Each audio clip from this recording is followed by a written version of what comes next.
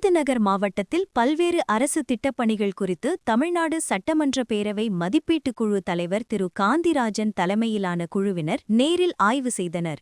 அருப்புக்கோட்டையில் 7.57 கோடி ரூபாய் மதிப்பிலான புதிய தினசரி சந்தை கட்டுமான பணிகள் மற்றும் கூட்டுறவுத்துறையின் முதல்வர் மருந்தக செயல்பாடுகளை குழுவினர் ஆய்வு செய்தனர். பந்தல்குடியில் ராம்கோ நிறுவனம் அமைத்துள்ள சுற்றுச்சூழல் சீரமைப்பு பூங்காவை பார்வையிட்டு அங்குள்ள அடர்வனம் மற்றும் கல் பூங்கா குறித்து கேட்டறிந்தனர். கன்னிச்சேரியில் அர்ஜுனா ஆற்றின் குறுக்கே 7 கோடி ரூபாய் மதிப்பீட்டில் கட்டப்பட்டு வரும் உயர்மட்ட பால பணிகளை ஆய்வு செய்து விரைந்து முடிக்க அறிவுறுத்தினர்.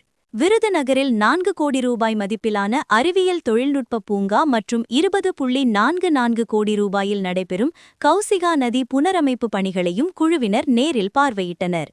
மேலும் சிறுதானிய உணவு தயாரிக்கும் மகளிர் சுய உதவிக் குழுவினருக்கு ஆலோசனைகளை வழங்கிய இக்குழுவினர் அனைத்து பணிகளையும் தரமாகவும் காலதாமதமின்றி முடிக்கவும் அதிகாரிகளுக்கு உத்தரவிட்டனர்.